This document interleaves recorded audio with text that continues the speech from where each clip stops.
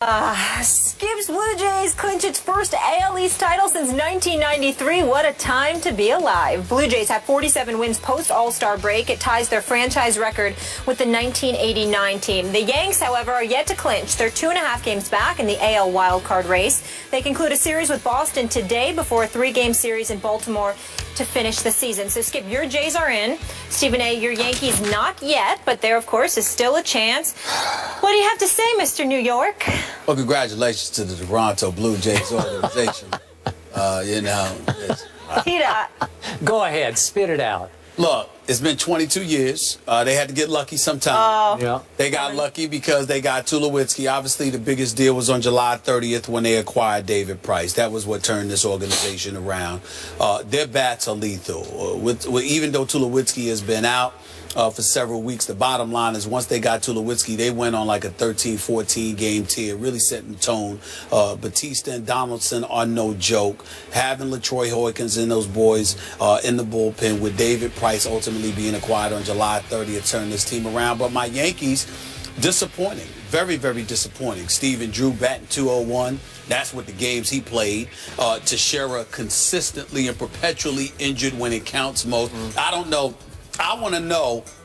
I would love somebody to show me the stat of the player who's been on the 15-day disabled list more times than Mark Teixeira. Because, I mean, you talk about, and he's such a nice guy. And, you know, he really contributes a lot, Skip, and heavily to the Major League Baseball RBI program, reviving baseball in the inner city. So I really appreciate the person that Mark Teixeira is. But they're paying him $180 million for a reason. And good Lord have mercy, he's never around when it counts. Got 31 home runs this year, but that's when he was around. Your leading home run hitter is Alex Rodriguez with 33. And remember, he was batting .277, but suddenly since the Toronto Blue Jays acquired their horses, this dude's batting average has dipped by 25 points to .252. And then you got Teixeira missing 50-plus games. You got Jacoby Ellsbury missing 50-plus games. I did not anticipate this. I thought they would be in the lineup. Stupid me. I thought that they would be ready to play. And I never thought that the Toronto Blue Jays would lose games. I just thought the Yankees would keep on winning. I didn't know that the Yankees were going to lose 3 straight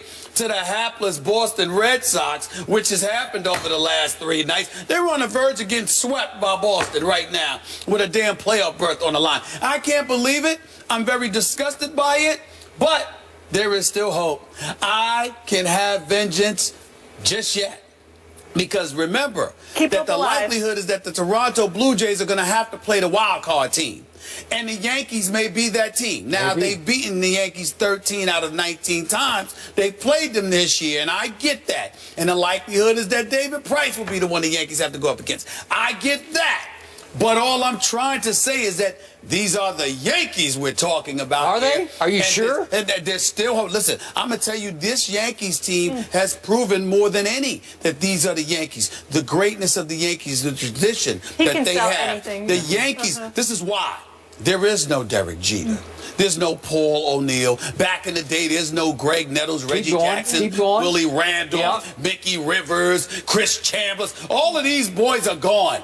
Yet Yogi Berra, Mickey Mantle, that's right, Whitey Ford, Babe Ruth, don't forget Lou Gehrig. I don't know about Babe Ruth. I don't want to talk about Babe Ruth, the most glorified runner-up in history. But you know what I'm saying. All I'm trying to say to you is this. In the end, there is still, even in the aftermath of the great Derek Jeter's departure, the Yankees still find themselves relevant at this moment in time. I am very disappointed with what I have seen from them over the last couple of weeks where they've lost like 5 of their last 8 games at a key pivotal stretch. I am disgusted. CC Sabathia went down. I forgot about him. Tanaka was injured. Haven't seen him much. Ivan Nova and Pineda and those boys I've got to rely on.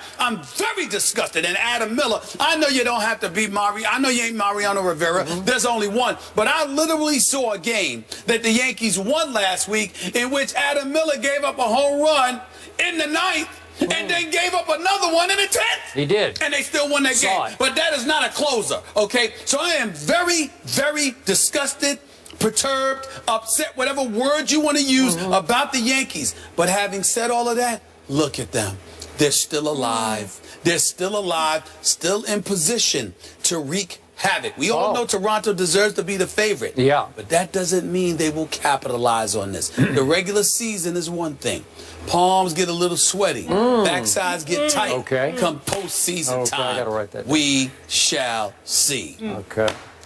Are you finished rationalizing what just happened? I was finished telling the truth. He's keeping hope alive. Okay. Spitting facts. That's what I was doing, but go ahead. All I have to say today is fly, Blue Jays, fly. Oh, my goodness.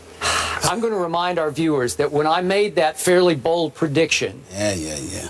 because the New Jays, as I called them at the time, had added David Price of Vanderbilt University, your Yankees were 6 games ahead of quote-unquote my Blue Jays. So that was a pretty strong prediction that I made.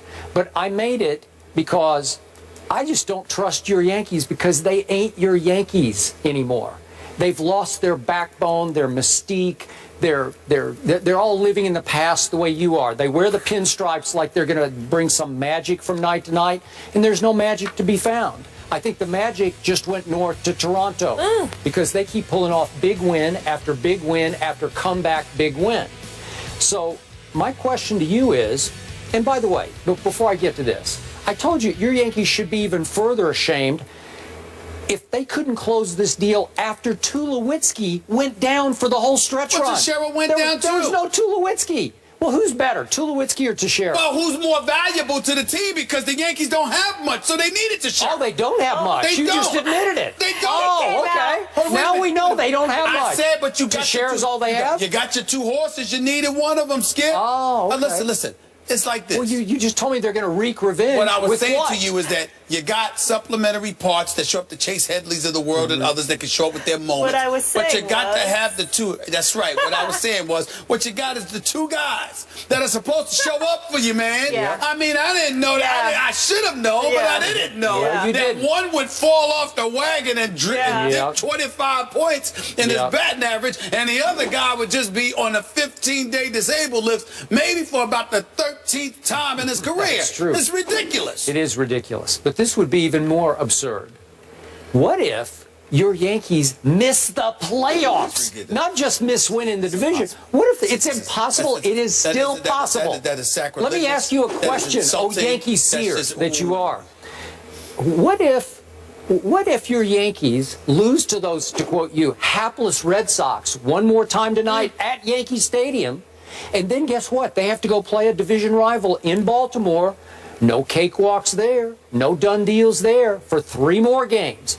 And meanwhile, what if the hottest team in baseball, the Angels, go to Arlington to play the Rangers, who have no incentive to play for whatsoever?